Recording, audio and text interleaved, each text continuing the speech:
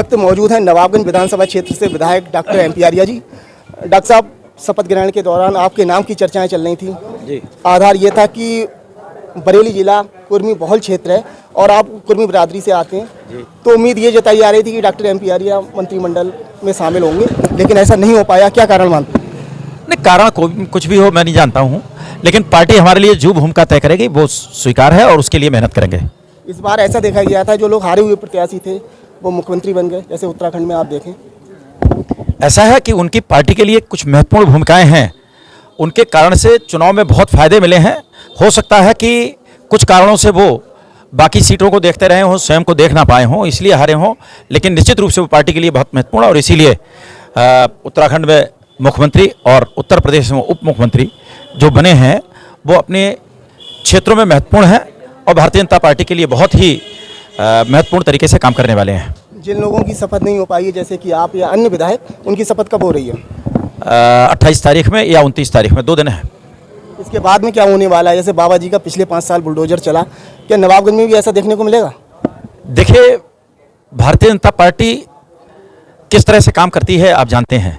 शपथ के समय ही हमने बात की है कि शपथ राष्ट्रीयता की, शपथ राष्ट्रभक्ति की, शपथ विकास की और शपथ सुशासन की और शपथ जो है वो गरीब कल्याण की, इसकी ले रहे हैं। मैं आपको एक और बात कहना चाहता हूं।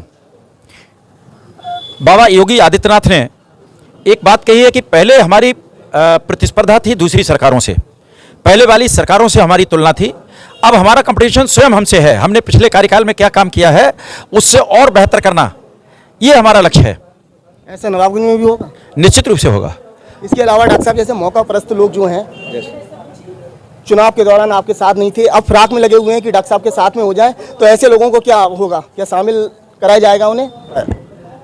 देखिए, विधायक जो है पूरे क्षेत्र का होता है, किसी व्यक्ति विशेष का नहीं, किसी कार्यकर्ता विशेष का नहीं। लेकिन ये बात निश्चित रूप से है कि जो कार्यकर्ता क्षेत्र में काम करते हैं प्राथमिकता निश्चित रूप से उनको होती ही है। जो अन्य पार्टी के लोग हैं उन्हें अपनाएंगे आप या नकार देंगे? इस विषय में कोई टिप्पणी नहीं करूंगा अभी। इसके अलावा डॉक्टर साहब, जैसे वो कश्मीर फाइल्स एक मूवी आई है जिसको लेकर तरह तरह की चर्चाएं हैं, लोग विवाद भी कर रहे हैं कि हमारा, तो आपने देखी फिल्म ये? मैंने अभी देखी नहीं है, लेकिन देखूंगा निश्चित रूप से। लेकिन उसका ट्रेलर देखा है, उसके बारे में पढ़ा भी है। और कश्मीर फाइल्स वास्तव में 1990 या उसके आसपास के सालों में कश्मीरी पंडितों के साथ में क्या हुआ उसका सही चित्रण है। और सच्चाई ये है कि वास्तविकता से एक मतलब बटे 5 भी नहीं है उसमें, वास्तविकता तो उससे कहीं बहुत ज़्यादा है। बहुत ज़्यादा है, निश्चित रूप से। इसके अलावा शपथ ग्रहण आपकी 28 तारीख को होगी, इसके बाद में पहला काम कौन सा करना चाहेंगे? देखिए, पहला काम तो निर्धारित करना मुश्किल है, लेकिन निश्चित रूप से जिस बूथ ने मुझे सबसे ज़्यादा वोट दिया है, सबसे अच्छा वोट दिया है, मैं अपनी विधायक निधि का सबसे पहला काम उस गांव में ही कराऊंगा, ये तय है। नगर के लोगों ने भी आपको वोट दिए हैं। नगर में सबसे बड़ी समस्या रोडवेज की आ रही है, आपने पहले वायदे भी करे थे, इसके ऊपर ध्यान देंगे आप?